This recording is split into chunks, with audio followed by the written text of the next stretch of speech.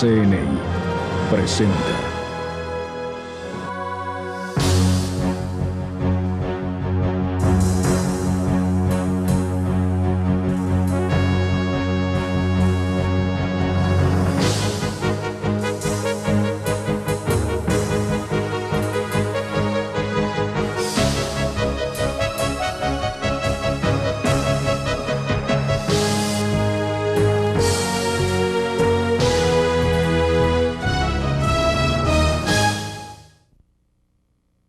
En uno de esos días ordinarios de los que el calendario no hace caso, abrí un libro que empezó poco a poco a atrapar mi atención.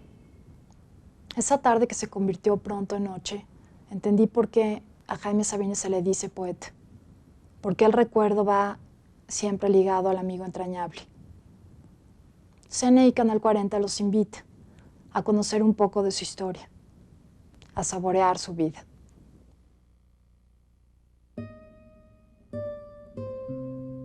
Mi madre me contó que yo lloré en su vientre. A ella le dijeron, tendrá suerte.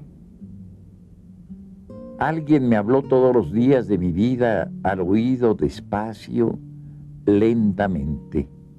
Me dijo, vive, vive, vive. Era la muerte. Duérmete, mi niño, con calentura, con dolor de cabeza, la noche es dura. Duerme con todo el cuerpo, hijito enfermo. Duérmete sin el grillo, sin hambre y sin la aguja.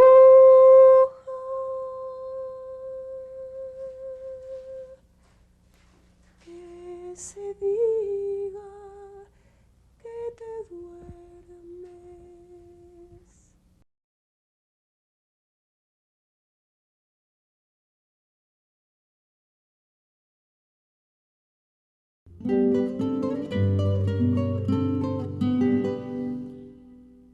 Mi infancia fue una infancia normal, digamos normal para los niños de esa época, ¿no?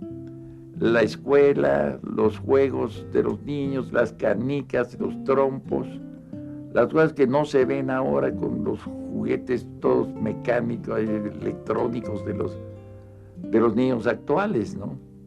Y yo recuerdo a Jaime muchas veces llorando por alguna maldad o algo que no tenía, que casi nunca tuvo nada. En las esquinas pedregosas de aquel pueblo, ¿no? Jugando canicas, pero frecuentemente llorando. No de pena, ¿no? Llorando por maldades, ¿no? Yo iba a la escuela, pero antes ya había yo tenido que regar no sé cuántos camellones de hortalizas. Luego regresaba de la escuela y en la tarde a comer y a volver a regar las plantas. Salía yo a pastorear las vacas ahí en las laderas de la lomita. Yo ya fumaba en esa época. Entonces me metía hurtadillas a la cocina porque no podía usar cerillos porque hacían ruido. Pero encendía yo un cigarrillo en un leño de la cocina, me lo ocultaba yo así en mis manos, y luego la metía la mano a la bolsa y me salía yo con el cigarro encendido. Llegaba yo allá ya con mis vacas a solas, y entonces buscaba yo una plasta de excremento de las vacas, seca, le prendía yo fuego y ahí tenía yo lumbre para toda la tarde. Era una familia sumamente unida y sumamente valiosa, que a veces usaban un lenguaje un poco áspero, del cual no creo que hasta la fecha no se sustrae Jaime.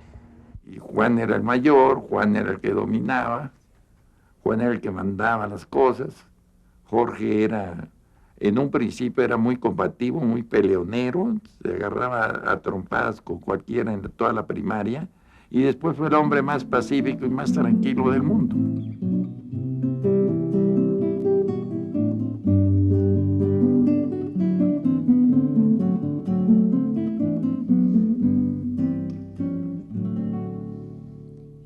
estábamos en Comitán. Y Juan y Jaime estaban en el corredor de una casa campestre que teníamos allá. Y comenzaron a discutir, vayan ustedes a saber respecto de qué. Pero discutían muy fuerte. Mi esposa, mis hijos estaban ahí, estaban temblando porque pensaban que se iban a matar, ¿no? Cuando terminaron de discutir, yo ya sabía que así iba a ser. Se acercó Jaime a Juan y le dijo, bueno, Juanito, que pases buenas noches, y le dio un beso en la frente. A mí me salvó de perder la primaria el primer trimotor que llegó a Tuxtla, porque recuerdo que mi hermano Jorge me dijo, Jorge ya había terminado la primaria, me dice, Jaime, vamos a ver el trimotor. Y era un acontecimiento, un trimotor, ¿verdad? Y fuimos atravesamos todo Tuxtla, porque el rancho estaba en el poniente y el campo aéreo estaba en el oriente. Todo Tuxtla atravesamos para ir a ver el trimotor. Pero al pasar por el parque, me encuentro, desgraciada o afortunadamente, con un amigo de la escuela, Eustaquio Sánchez, no me voy a olvidar de su nombre, porque me dice, Jaime, ¿qué pasó contigo? ¿Cómo has estado? Hoy terminan los exámenes. ¿Cómo? Le digo yo. Sí, hoy es el último, a las 5 de la tarde es el de geografía. Y Jorge me queda viendo con unas ganas de ahorcarme. Pero dice, vas a ver, se lo voy a decir a papá. Pero vamos a ver el trimotor. Entonces ya no tuvo chiste para mí el trimotor, un avioncito con 3 motores, ¿no?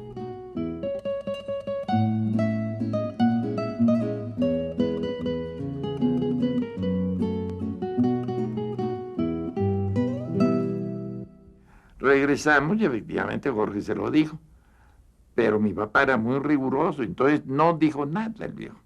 Nada más me dijo, toma tu cuaderno y tu lápiz, te vas a la escuela y si no me traes el certificado de primaria, ya vas a ver, te la vas a entender conmigo. Entonces me fui a la escuela, era la escuela tipo Camilo Pintado, me acuerdo.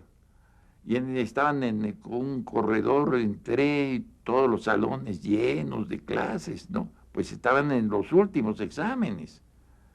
Y yo me quedé en el corredor ahí parado, viendo qué hacía yo. Y salió mi maestro, Chanito González, me acuerdo. Me dice, Jaime, qué milagros. Nada, maestro, es que estuve muy enfermo, esto y lo otro. Me dice, no tienes cara de haber estado enfermo. Mira, nada más que en beneficio de que has sido buen alumno en cuarto, en quinto y hasta la mitad del 6º año de primaria, te voy a permitir que presentes tus exámenes con los de la escuela nocturna que hoy empiezan. Esa fue mi salvación.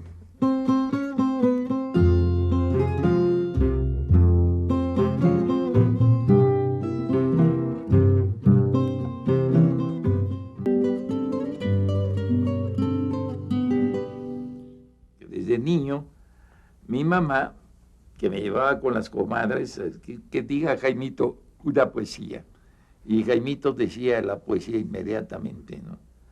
E incluso la historia de México me la aprendí de memoria y yo la recitaba como si fuera una poesía, ¿no?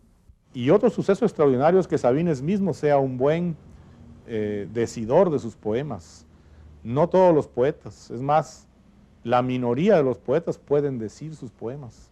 Suspira el viento goloso en el seno de la tarde, que arrastra fino rebozo por los campos que Dios guarde.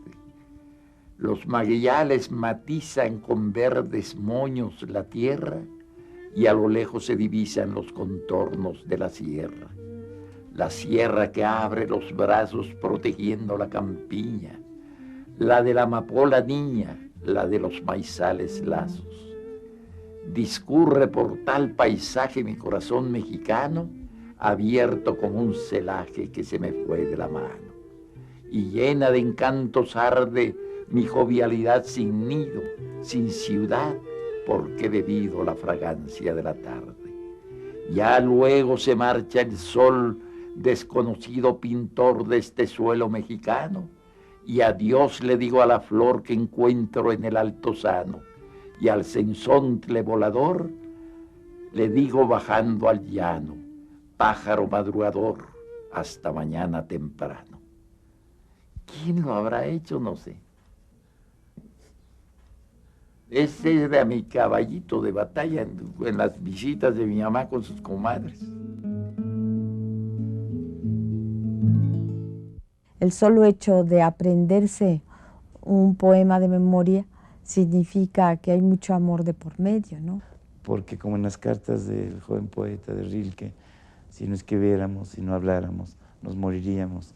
Encontramos en la palabra un modo de salvación, un modo de consuelo y el trámite del gozo más grande y más pleno, ¿no? Me tienes en tus manos y me lees lo mismo que un libro.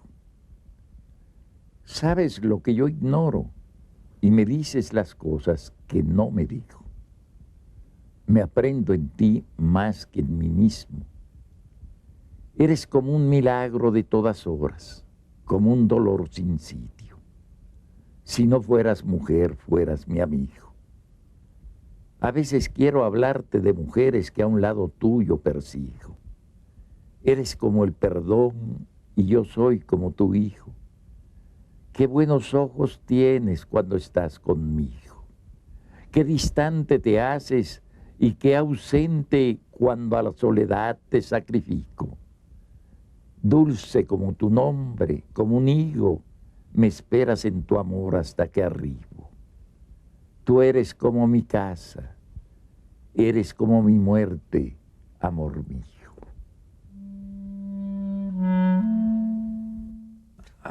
Mi primera novia fue una que se llamaba Esperanza Cruz. Creo que vive la Pelancha allá en Tuxtla.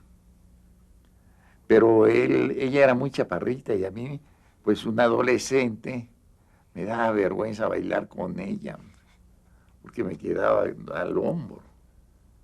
Yo era alto, flaco, bueno.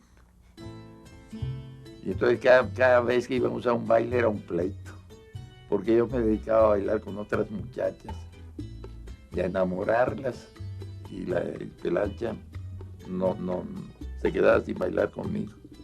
Pero yo vivía muy enamorado de ella, entonces a los 4 o 5 días de tener otra novia, volvía yo con la Pelancha.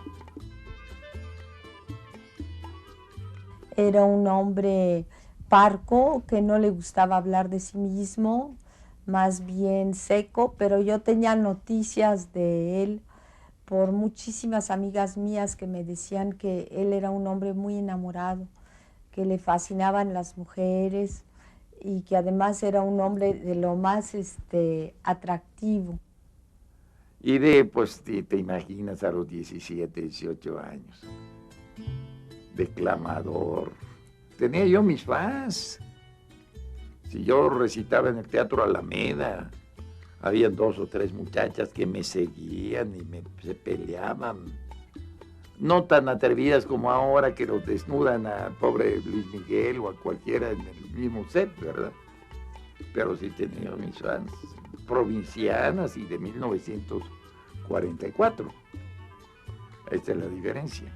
Creo que es el poeta más querido de México. Mucha gente lo quiere. Y porque su poesía es muy accesible. Tiene lectores, que es raro para un poeta. Me di cuenta de que quería yo ser poeta en mi época de estudiante de medicina. Entonces me dio por escribir mucho todas las noches. Y sentía yo la soledad, el sentimiento de culpa, porque yo ya sentía que no iba a ser médico.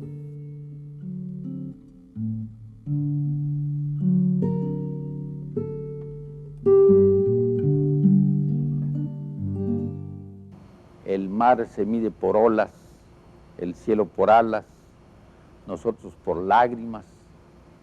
El aire descansa en las hojas, la sal en los ojos, nosotros en nada.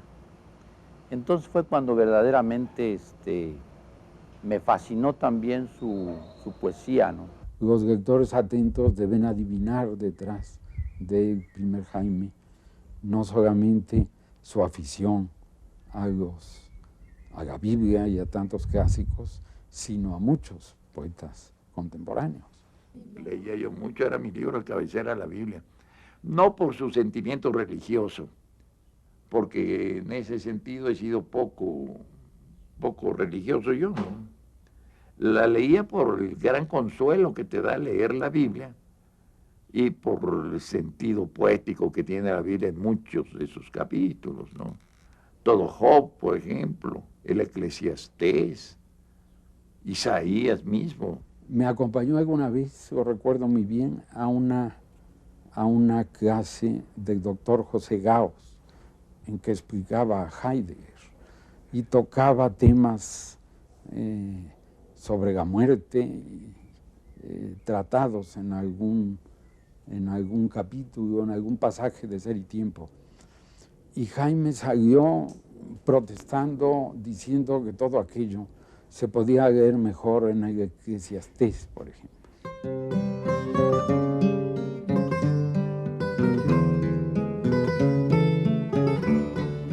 Job sarnoso, muriéndose de sarna y de abandono de Dios, pues siempre te consuela. Pues yo soy un estudiante pobre de medicina que se va a Chapultepec a las 5 de la mañana porque no pasó la noche en vela en su cuarto. Eso me pasó una vez, tristísimo, ¿verdad? Porque yo tenía 19 años y no había podido dormir todas las noches, y a las 5 de la mañana me fui caminando al Zócalo. Yo vivía ahí cerca, en Belisario Domínguez, y dije, voy a tomar el primer camión que pase. Yo tenía 20 centavos en la bolsa, costaba 10 el camión, me alcanzaba para el regreso. Y pasó uno que decía Bosque de Chapultepec, en ese me subí, me metí al Bosque de Chapultepec y me fui a sentar enfrente del lago, en una banquita frente al lago. Y ahí empezó a amanecer y veo a los muchachos corriendo en sus pants y todo, y otros allí en el lago remando. Y yo sentado en una banca porque no había podido dormir, doliéndome el cuerpo y el alma. Esa vez me sentí humillado por la vida y decía yo, pues si yo tengo 19 años, estos vienen aquí a hacer ejercicio, gente sana, saludable, con vigor. Y yo estoy aquí porque no pude dormir, pobre de mí. Habría que bailar ese danzón que tocan en el cabaret de abajo. Dejar mi cuarto encerrado y bajar a bailar entre borrachos. Uno es un tonto en una cama acostado, sin mujer, aburrido, pensando, solo pensando. No tengo hambre de amor, pero no quiero pasar todas las noches embrocado, mirándome los brazos o apagada la luz, trazando líneas con la luz del cigarro. Leer o recordar o sentirme tufos de literato o esperar algo. Habría que bajar a una calle desierta y con las manos en las bolsas despacio, caminar con mis pies e irles diciendo 1, 2, 3, 4. Este cielo de México es oscuro, lleno de gatos, con estrellas miedosas y con el aire apretado. Anoche, sin embargo, había llovido y era fresco, amoroso, delgado. Hoy habría que pasármela llorando en una acera húmeda al pie de un árbol, o esperar un tranvía escandaloso para gritar con fuerzas bien alto. Si yo tuviera un perro, podría acariciarlo. Si yo tuviera un hijo, le enseñaría mi retrato o le diría un cuento que no dijera nada, pero que fuera largo. Yo ya no quiero, no. Yo ya no quiero seguir todas las noches vigilando cuándo voy a dormirme, cuándo. Yo lo que quiero es que pase algo, que me muera de veras, o que de veras esté fastidiado, o cuando menos que se caiga el techo de mi casa un rato.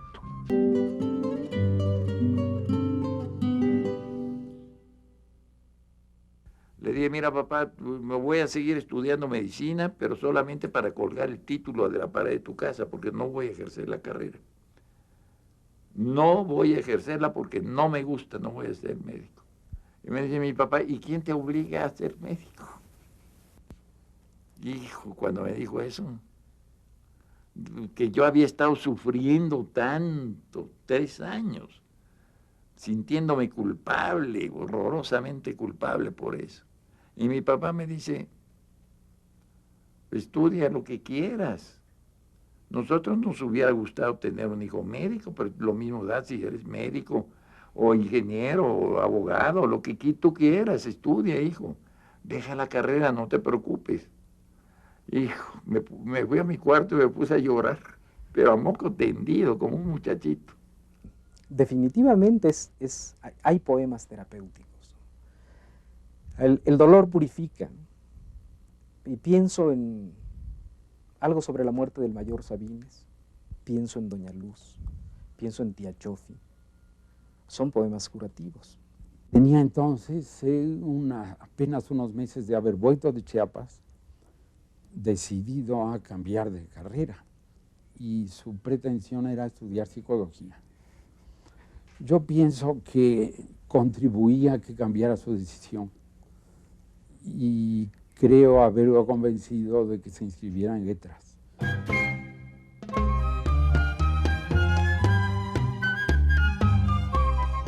Hasta la fecha está el edificio viejo ahí y miro la ventana que me tocaba a mí porque era el último piso, el 4º piso, y la ventana en medio era la mía.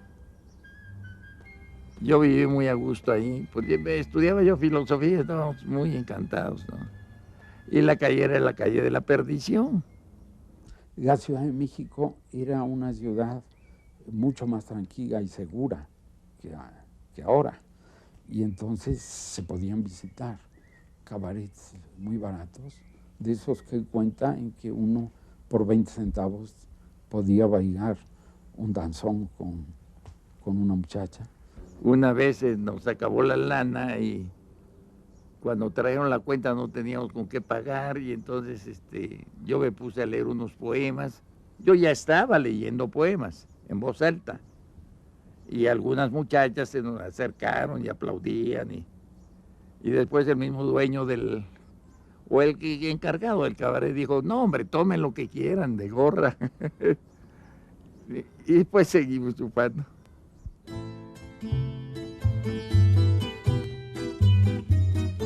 La luna se puede tomar a cucharadas o como una cápsula cada 2 horas. Es buena como hipnótico y sedante y también alivia a los que se han intoxicado de filosofía. Un pedazo de luna en el bolsillo es mejor amuleto que la pata de conejo. Sirve para encontrar a quien se ama, para ser rico sin que lo sepa nadie y para alejar a los médicos y las clínicas. Se puede dar de postre a los niños cuando no se han dormido y unas gotas de luna en los ojos de los ancianos ayudan a bien morir. Pon una hoja tierna de la luna debajo de tu almohada y mirarás lo que quieras ver. Lleva siempre un frasquito del aire de la luna para cuando te ahogues y dale la llave de la luna a los presos y a los desencantados. Para los condenados a muerte y para los condenados a vida, no hay mejor estimulante que la luna en dosis precisas y controladas. A veces corríamos gallos cuando había para pagar unos mariachis. Íbamos a veces a la ventana de alguna muchacha, aunque fuera de 2º piso, y entre una canción y otra, Jaime podía recitar un poema, de manera que eran unos gallos muy apreciados. Y la calle era la calle de la perdición. Estaba el teatro lírico enfrente, habían 2 funciones, la función de las 9 de la noche salían la gente a la 1 de la mañana, ¿no? Muchas veces. Otras veces era una sola función. Pero lo normal es que todo el público del teatro lírico salía y se armaba el escándalo a la 1 de la mañana. Jaime lo conocí en la Facultad de Filosofía y Letras y era todo un grupo en que había gente de filosofía. Yo hice filosofía en primer lugar. Tuve el maestro Julio Torri, era un viejito al que no se le escuchaba a 4 metros. Jiménez Rueda fue también mi maestro. Amancio Bolaño e Isla, el de fonética española. Ese era un tipazo español él. Creo que murió hace poco todavía. Carlos Pellicer también fue mi maestro en un seminario que dio 6 meses nada más sobre Díaz Mirón. Creo que fue una época muy rica de aquella escuela de mascarones, donde lo que existía, claro, eran clases.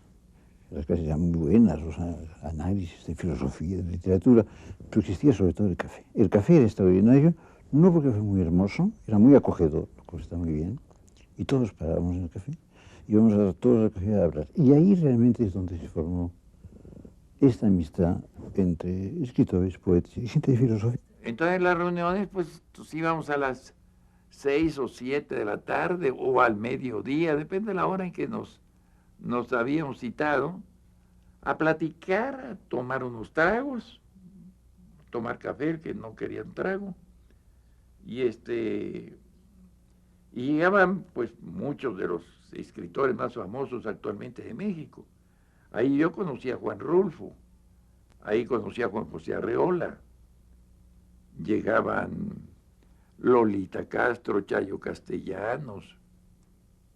De vez en cuando llegaba la Pita Amor también. Sí nos reuníamos, desde luego, a hablar de literatura. Nos reuníamos a veces a leer poesía a los que la escribían. Yo nunca caí en esa tentación, pero me gustaba oírla, escucharla y leerla. Uno es el hombre.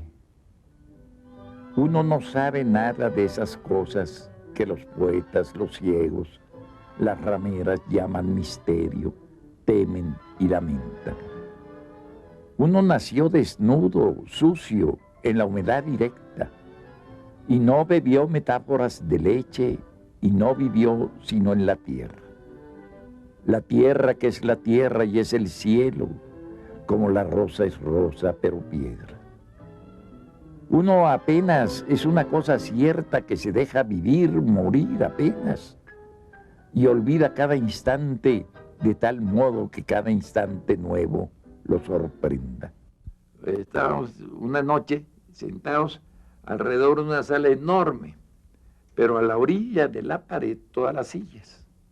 Entonces quedaba un espacio vacío en el centro. Y había una puerta abierta, y entonces dijo Efrén, bueno, vamos a ver quién empieza, que empiecen para allá a leer. Allá empezó a leer no sé quién, luego le tocó a Lolita Castro, luego a Chayo Castellanos, y así vinieron de asiento en asiento, cada quien llevaba pues un capítulo de una novela, un poema, cualquier cosa, un pedazo de una obra de teatro. Y a mí, yo estaba como en el 10º lugar, digamos, de aquella ronda, después seguían 20 más. Y cuando termina el que está a mi izquierda, me va a tocar a mí. Pero en ese momento llega Rubén Salazar Mayén, bien cuete, y se para en la puerta que estaba frente a nosotros, y dice, ¡ja, ja! Y se agarra así, con que aquí están los genios, aquí están los poetas, los grandes dramaturgos, los grandes escritores del México de mañana. Esto es un show como no me hubiera yo querido perder. A ver quién sigue con el show. Y era yo ese día. Y entonces, pues ni modo, saqué un poemita, pero un poemita que dice, que está en oral. Dice, poetas mentirosos, ustedes no se mueren nunca. Y por ahí sigue. Entonces el gesto de Rubén como que recobró un poco la conciencia, ¿no? Como que se le fue un poco la borrachera, se quedó escuchándome hasta el final. Y entonces, al terminar yo, pues me aplaudieron y toda la cosa, pero vino Rubén y me dice, permíteme darte un abrazo, yo no te conocía, ¿cómo te llamas? Pues está. Y al otro día él escribía en una columnita en el periódico de la tarde, últimas noticias de Excelsior, y decía, he encontrado a un gran poeta de México, y fue desde entonces mi promotor más grande, toda la vida permanentemente.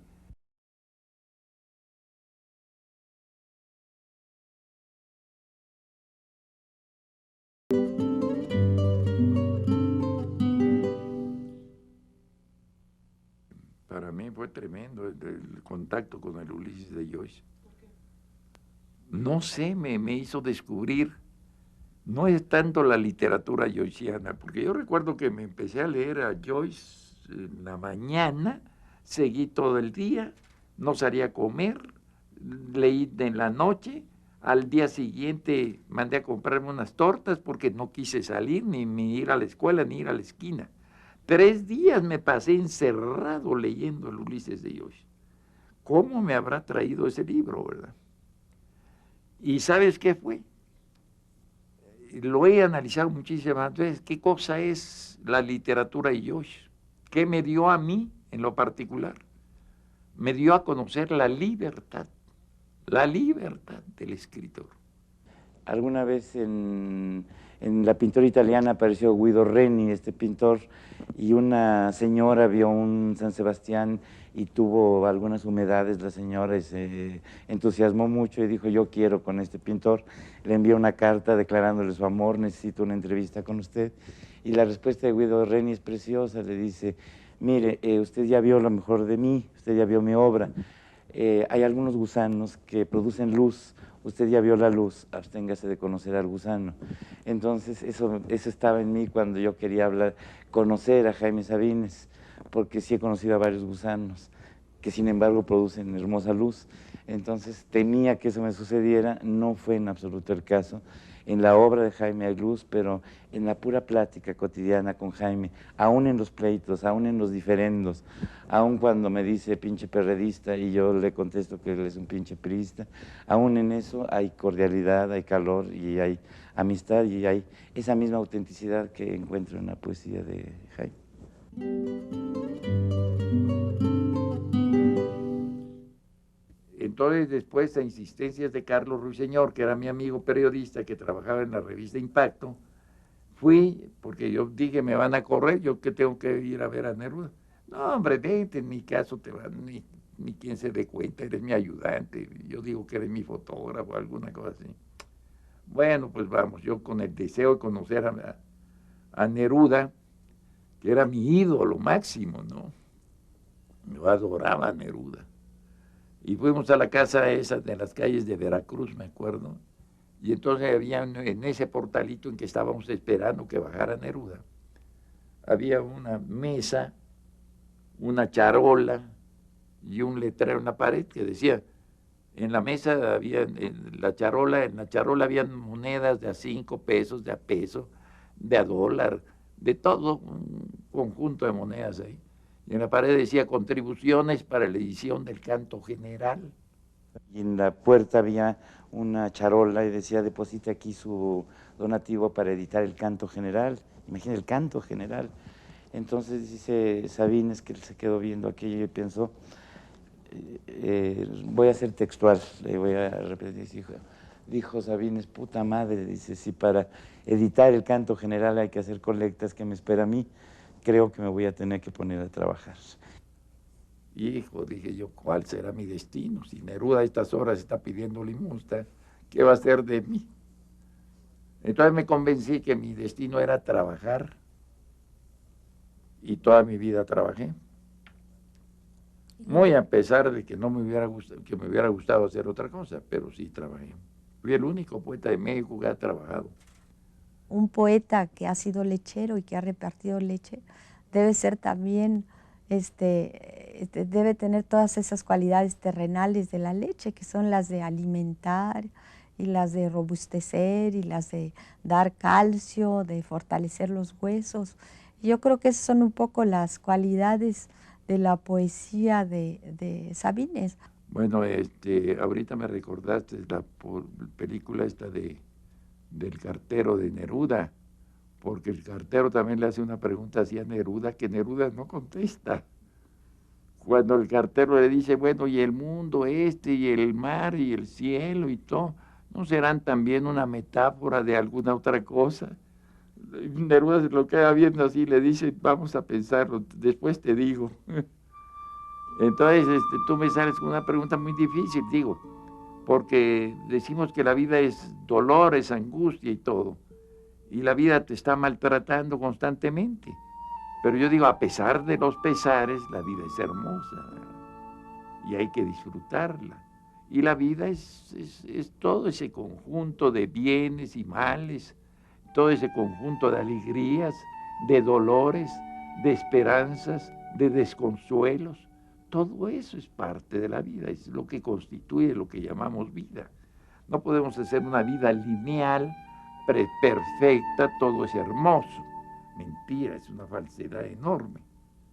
Entonces, digo, los amorosos se van llorando porque están solos, etc., pero llorando la hermosa vida. Ese es un tema fundamental en toda mi poesía, es decir, yo nunca he maldicho de la vida. Los amorosos callan. El amor es el silencio más fino, el más tembloroso, el más insoportable. Los amorosos buscan. Los amorosos son los que abandonan, son los que cambian, los que olvidan. Su corazón les dice que nunca han de encontrar, no encuentran, buscan. Los amorosos andan como locos porque están solos, entregándose, dándose a cada rato, llorando porque no salvan al amor. Les preocupa el amor. Los amorosos viven al día, no pueden hacer más, no saben. Siempre se están yendo, siempre hacia alguna parte. Esperan, no esperan nada, pero esperan. Saben que nunca han de encontrar. El amor es la prórroga perpetua, siempre el paso siguiente, el otro. Los amorosos son los insaciables, los que siempre, qué bueno, han de estar solos. Los amorosos son la hidra del cuento. Tienen serpientes en lugar de brazos. Las venas del cuello se les hinchan también como serpientes para asfixiarlos.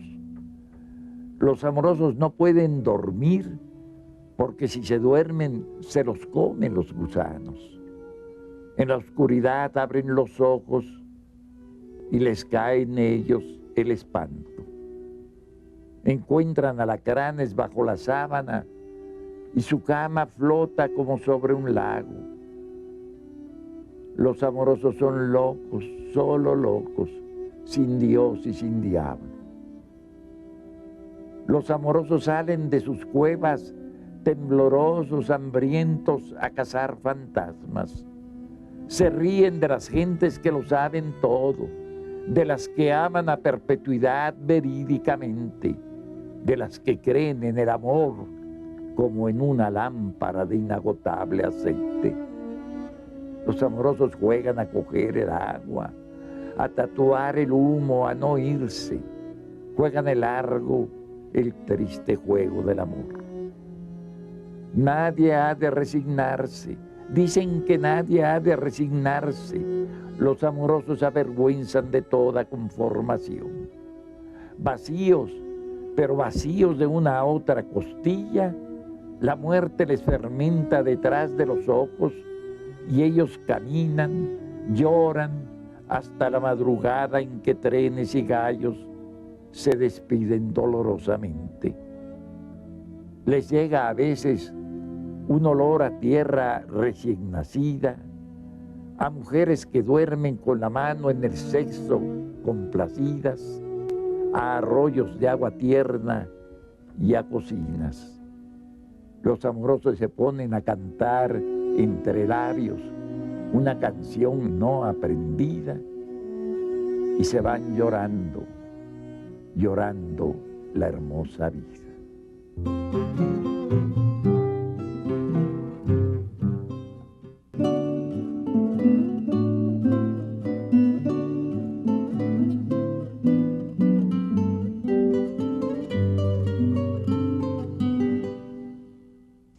Y ahí me llamó mucho la atención, que fui a visitarlo hace ya algún tiempo, y él estaba pues con todo este sufrimiento detrás de tantas operaciones como ha tenido, y la cuestión de que no acababa de quedar bien.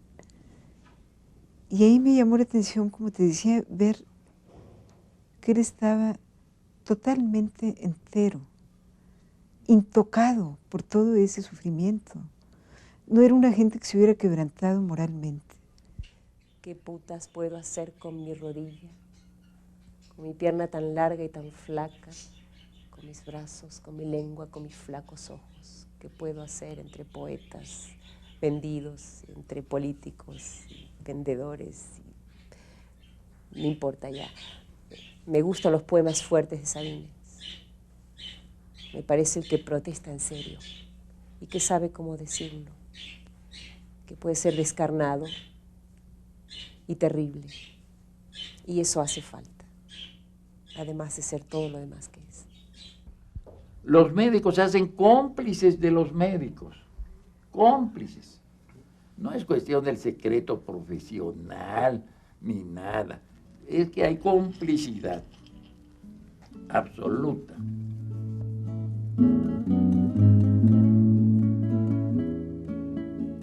Jaime ha sido un hombre cercano al dolor de siempre. Hay quien ahora cree que es medio moda o medio estilo o medio voluntad de atraerse la simpatía de la gente, el hecho de que se haya pasado los últimos 7 años de su vida tumbado en una cama, nada más lejano que eso. Ese Sabines que trata de sobreponerse a la fatalidad, que tiene unas enormes ganas de vivir, unas enormes ganas de gozar, pero está impedido por su propio cuerpo y está impedido por su enfermedad. Entonces se ve este conflicto muy claramente en el Sabines de los últimos años, entre la persona y la poesía. Cuando tengas ganas de morirte, esconde la cabeza bajo la almohada y cuenta 4,000 borregos. Quédate 2 días sin comer y verás qué hermosa es la vida. Carne, frijoles, pan. Quédate sin mujer, verás. Cuando tengas ganas de morirte, no alborotes tanto, muérete y ya. Yo no le tengo la menor lástima a Sabines. Yo le tengo una enorme admiración. He tenido con él siempre compasión, es decir, nos han dolido las mismas cosas. Pero a Sabines no nos equivoquemos, lo queremos desde que estaba sano y lo queremos sano una vez más. Entonces, el pensar que ahora se quiere a Sabines como un acto como de pobrecito, cuántas operaciones lleva, tiene el récord de Guinness de visitas a los quirófanos, me parece tramposo y me parece sórdido de parte de toda esta zona muy lodosa de la vida cultural mexicana. Para nada. Sabines vive en otros territorios, Sabines vive en la vida.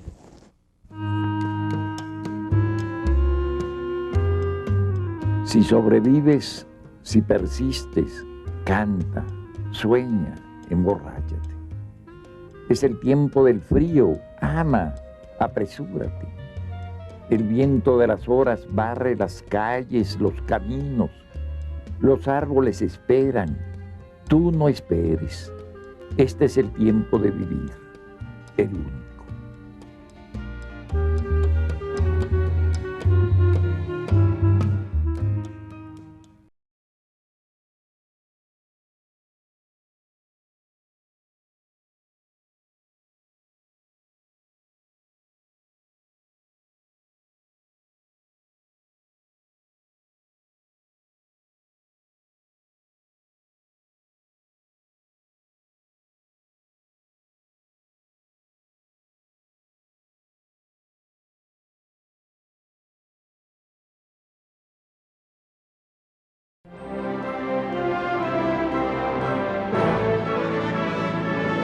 ha sido una presentación de CNI.